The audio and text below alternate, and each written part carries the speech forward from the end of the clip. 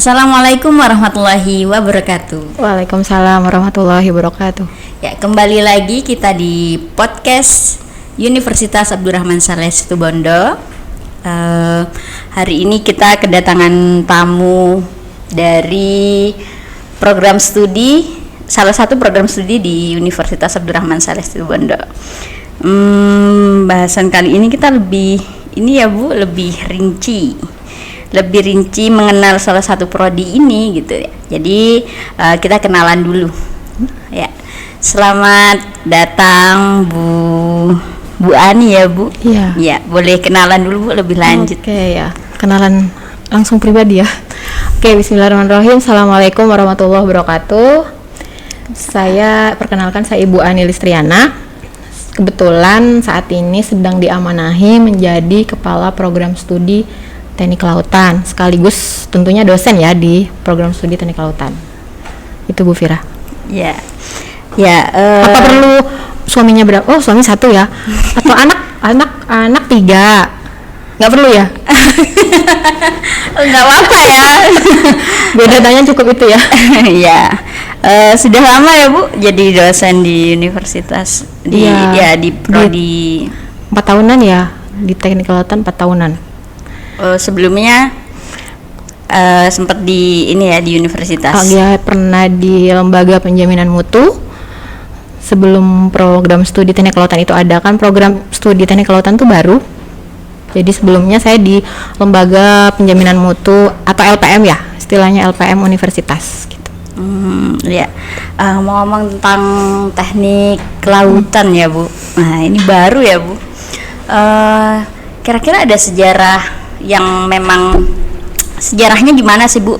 Kok bisa tiba-tiba terbentuk program studi teknik kelautan ini di UNAS gitu? Mungkin bisa sedikit memberi gambaran gitu. Kenapa kok akhirnya program studi itu kok didirikan di sini gitu ya?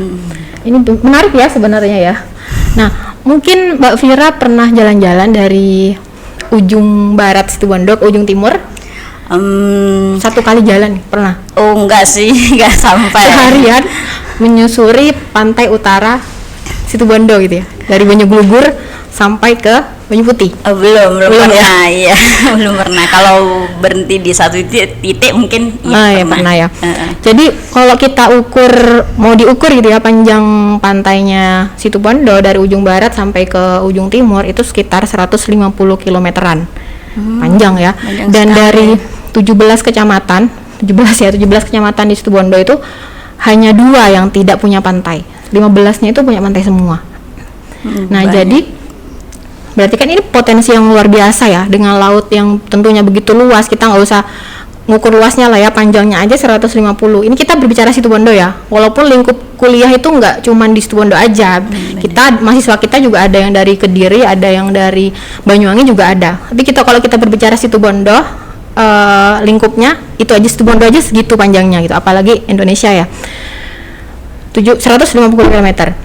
Nah, karena itu berarti kan ada banyak biota yang harus dikelola. Bukan hanya biota sih, sumber daya alam ya, tapi juga sumber daya manusianya. Terus yang paling penting adalah infrastrukturnya harus mendukung. Nah, kalau kita berbicara pesisir yang berhubungan langsung dengan pantai, kan situ banyak orang-orang yang tinggal di pesisir.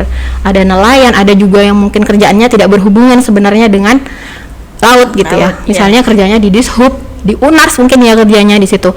Nah, pada suatu kali ada misalnya kondisi gelombang laut seperti kemarin akhir Desember itu kan ada banjir rob. Nah, itu kan butuh infrastruktur yang bagus, yang kuat untuk menangkal gelombang atau istilahnya pemecah gelombang ya. Kalau enggak akan tererosi. Ada kemarin saya lihat di beberapa titik itu karena efek kemarin itu akhirnya jalan tuh pada keruak, erosi gitu. Nah, itu kan menjadi pemikiran penting yang harus diurusin. Nah, itu salah satunya kenapa kita akhirnya mendirikan teknik kelautan. Jadi butuh infrastrukturnya harus kita perbaikin, dan manajemen kepemerintahannya juga kita mendukung di situ, support. Karena di sini kita juga ada yang memang mengurus bidang kelautan ya, ada Dinas Perikanan, ada Balai Perikanan Budidaya Payau, fokus ke biota-biotanya yang mereka. Kalau Dinas Perikanan ada yang fokus ke pantainya juga, kayak Kampung Kerapu itu kan juga punyanya Dinas Perikanan ya.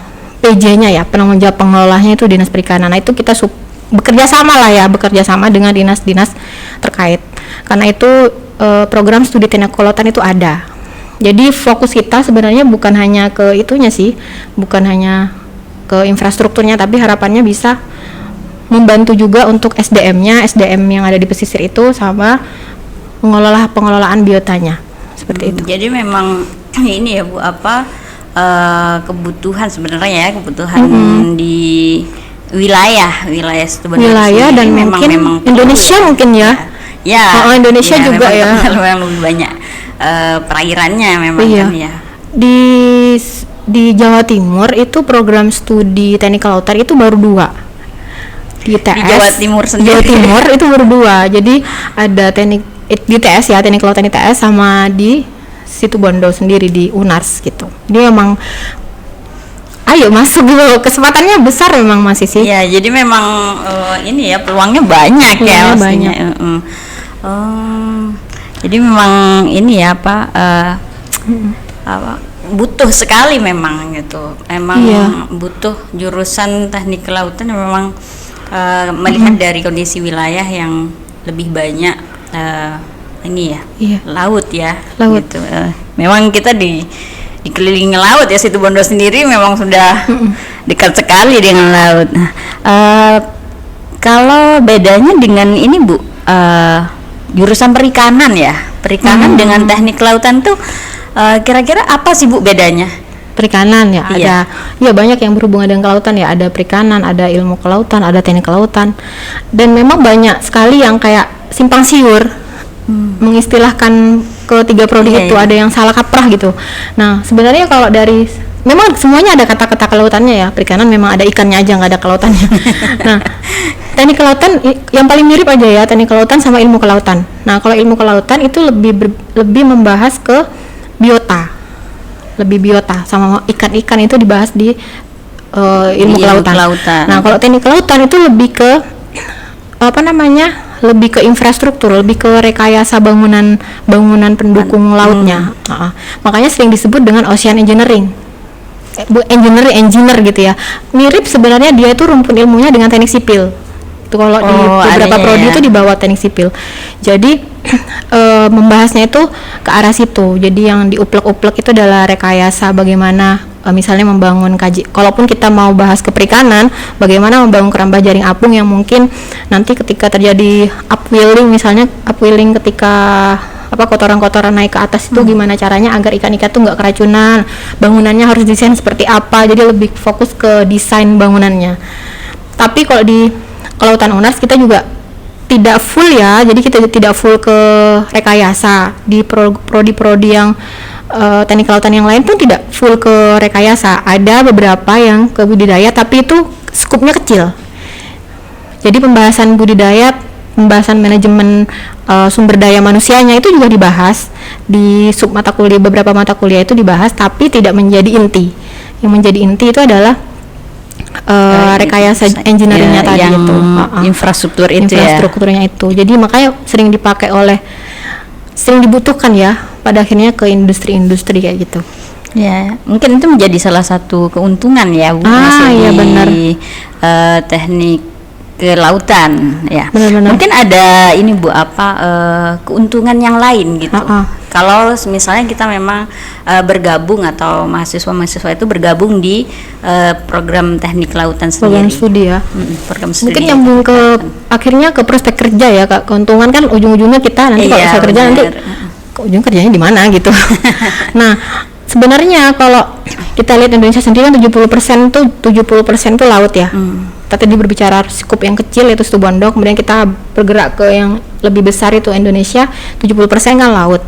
Terus di pidato pertamanya Pak Jokowi, poros maritim ya, beliau fokus ke upaya untuk peningkatan atau pengembangan dari maritim itu sendiri gitu di 2019 sampai 2024. Bukan berarti 2024 say hello bye bye gitu, enggak ya, tapi fokusnya adalah ke situ.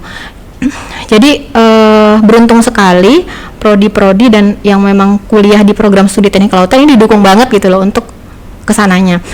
Nah untuk langsung ke prospek kerja mungkin ya Mbak Fira, ini nyambungnya karena kesana ya. Iya. Nah Jadi untuk yang teknik kelautan ini selain misalnya di kayak dinas perhubungan itu kan yang mengelola bangunan laut ya, itu kan kerjaannya mereka di situ. Kemudian di dinas perikanan itu kita juga bisa bekerja sama dengan mereka. Kemudian yang selanjutnya itu PLN. Mungkin nggak terpikirin sih, kok PLN sih? Kok PLN nyambungnya di mana? PLN sih nyambungnya di mana? Nah, PLN itu kan kayak pembangkit listrik ya. Mungkin awalnya ini adalah dari PLN, tapi nantinya itu ke PLTA, jadi kayak pembangkit listrik tenaga air bagi daerah-daerah yang mungkin gelombang airnya cukup besar, itu bisa membuat pembangkit listrik tenaga air, jadi mengubah gelombang air itu menjadi listrik. Itu energi itu juga menjadi pembahasan di teknik kelautan gitu. Jadi memang luas sekali ya, meskipun luas ya. Jadi kalau makanya kenapa dipecah-pecah teknik kelautan, ilmu kelautan, perikanan, karena kalau dicampur aduk gitu ya, jadi semua tambah luas gitu. Ini aja sudah luas itu dibahas satu-satu. Nah, kalau di program studi kami, kita juga ada program pengabdian kepada masyarakat, karena memang membangun kelautan seperti itu mimpinya Pak Jokowi ya, poros maritim nggak akan berjalan kalau hanya sektor-sektor tertentu yang bergerak atau hanya PT atau perguruan tinggi yang bergerak tanpa menggandeng masyarakat. Jadi yang kita bidik itu adalah memahamkan selain bekerja sama dengan dinas-dinas terkait, kita juga memahamkan pelajar-pelajar yang ada di pesisir. Memahamkan pelajar yang ada pesisir tentang sebegitu berharganya laut di sekitar mereka gitu. Sehingga mereka ada keinginan untuk menjaga itu laut, kemudian proses kayak ngubah air laut menjadi air tawar itu juga kita lakukan. Ya, mereka senang gitu ya, akhirnya kan ternyata luar biasa ya, kalau kita belajar tentang laut, kita menjaga laut akan memberikan manfaat kepada kita dikasih ikan oleh laut, kita dikasih macam-macam oleh laut. Kalau kita mencemari lingkungan laut misalnya, bahayanya apa, itu juga dibahas di teknik kelautan. Nah yang menarik itu kalau di teknik itu mainnya biasanya di modeling juga ya. Jadi kadang kalau terkait pencemaran, misalnya pencemaran laut, ada pencemaran minyak di titik A gitu ya, kita bisa menggunakan sebuah modeling ya, Genom ya namanya, Genom aplikasi itu kita tahu dari berapa menit kemudian ini kira-kira aliran minyaknya ini sudah sampai mana. Jadi karena menarik, jadi kita belajarnya yang kita pelajarin titik tekannya itu di teknik kelautan tuh dinamika air lautnya ya, dinamika air lautnya yang akan dinamika air laut, misalnya arusnya bola-bola bergerak itu kan nggak beraturan, kadang kesana kemari, itulah arus ya, gitu.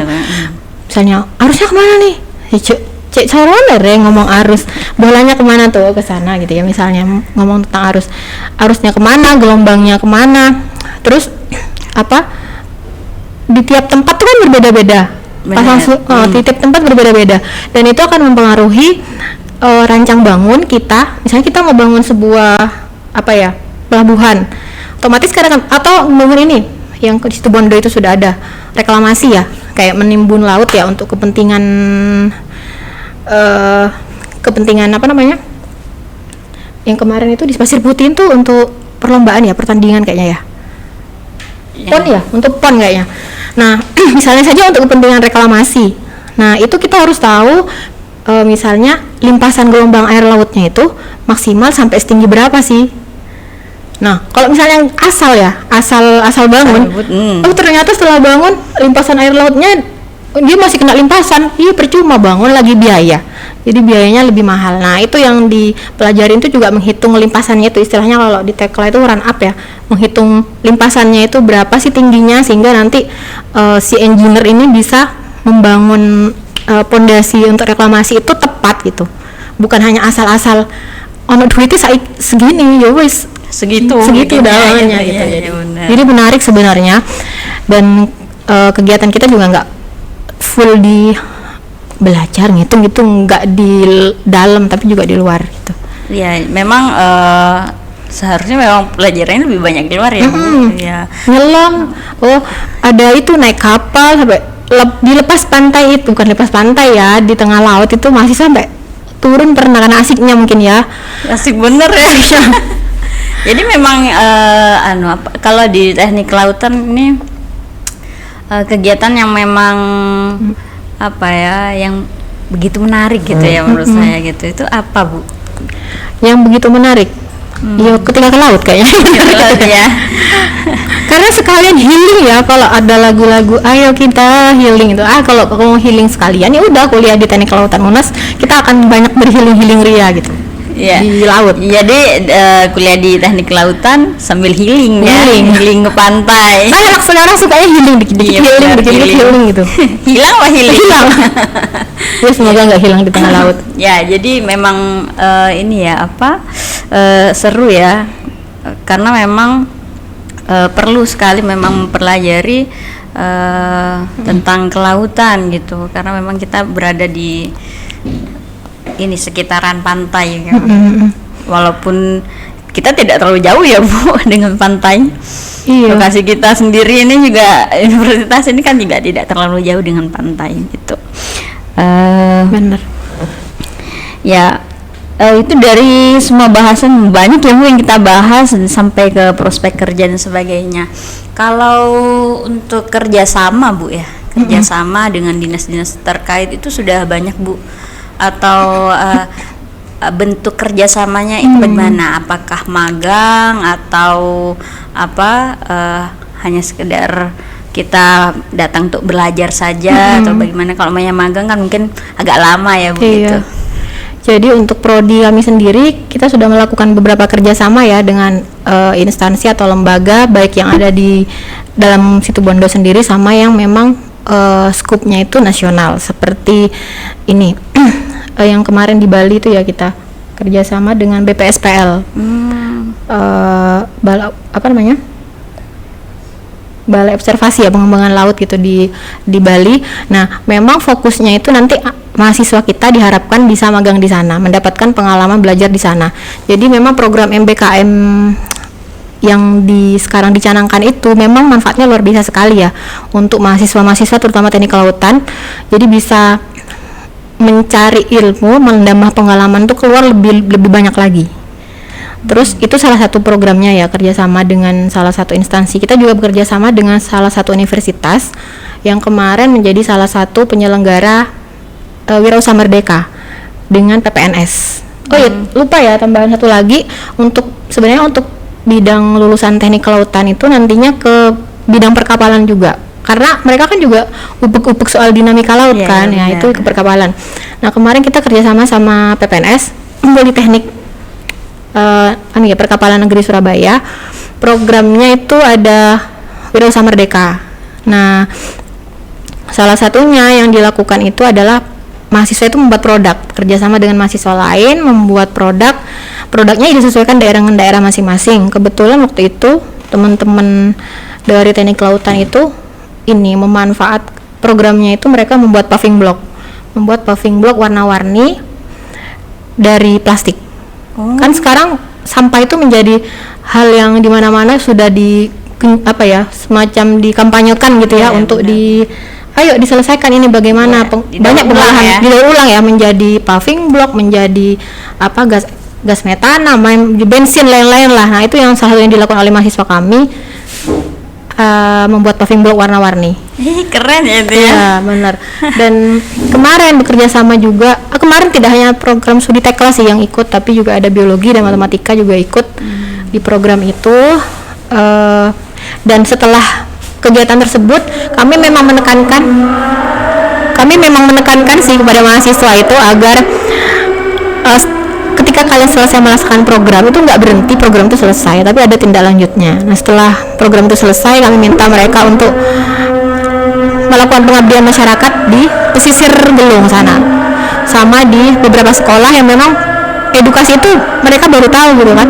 Kalau selama ini kan tentang paving block itu ada sih, tapi yang tidak warna-warni, yang biasa ya, yang hitam. Yang hitam. Nah warna-warni ini biasanya untuk estetika.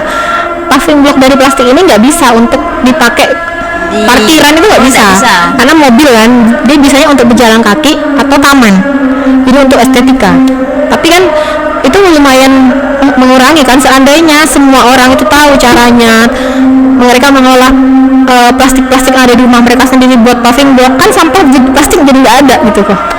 Iya benar. Walaupun fokusnya misalnya nggak ke warna-warni ya, hanya yang penting ada paving block aja gitu.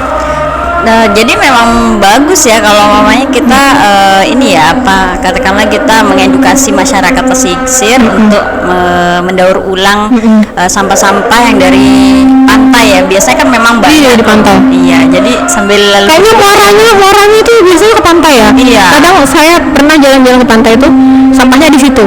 Itu kayaknya kemungkinan bukan dari situ, bukan dari daerah situ, dari tapi daerah lain yang kena arus gitu. ya. Jadi memang terdampak banget ya, sampah pasti banyak gitu ya. Benar, itu bagus kalau memang masyarakat pesisir juga bisa sekalian diedukasi ya untuk mendaur ulang sampah-sampah yang memang banyak di pantai gitu. Ya, jadi pekerjaan kita memang sangat banyak ya, dan memang butuh kolaborasi antara semua prodi untuk kegiatan itu, karena untuk mengurusin pesisir itu tidak hanya cukup teknik kelautan yang harus mengurusi, tapi prodi yang lain juga bisa ikut berkontribusi di situ gitu. Ya. Dan memang kayaknya sudah banyak sih prodi-prodi kita yang memberikan Gabung ya. berkontribusi di situ. Benar ya. Bahasan kita sangat panjang ya, banyak sekali. Mungkin bisa berlanjut terus ya. Ya, semoga ada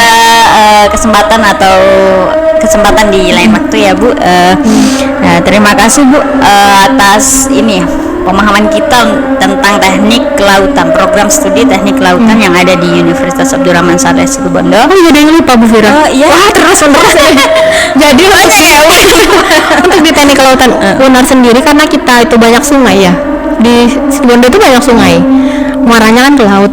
Nah, jadi kita yang membedakan kita dengan teknik kelautan yang lain tuh salah satu fokusnya itu adalah kita fokus pada dinamika air sungai untuk pembangunan rancang bangun sungai juga. Jadi sungai dan laut. Jadi kita pelajari debit, sering ngajak anak-anak ke sungai itu untuk mengukur debit gitu-gitu. Jadi nyambungnya nanti ke dinas perhubungan di situ. Jadi ke sungai juga yang diuplik-uplik itu sungai. Ya, yang memang perlu itu. Iya, sungai. Iya. Ya memang karena muaranya ke laut pasti dari awalnya dari sungai-sungai dulu gitu ya, benar-benar ya.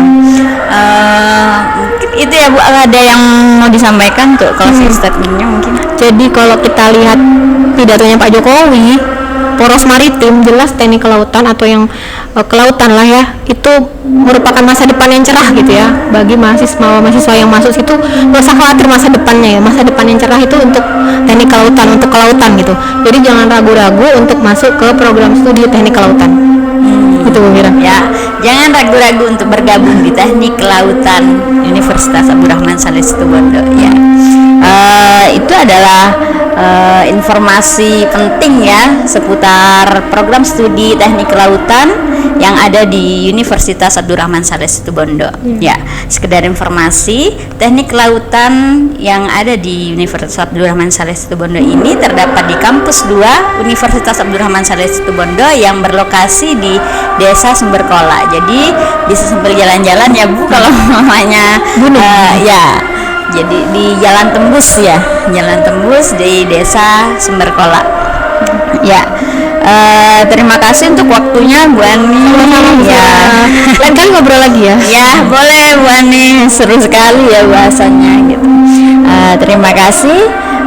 Kita akhiri podcast hari ini.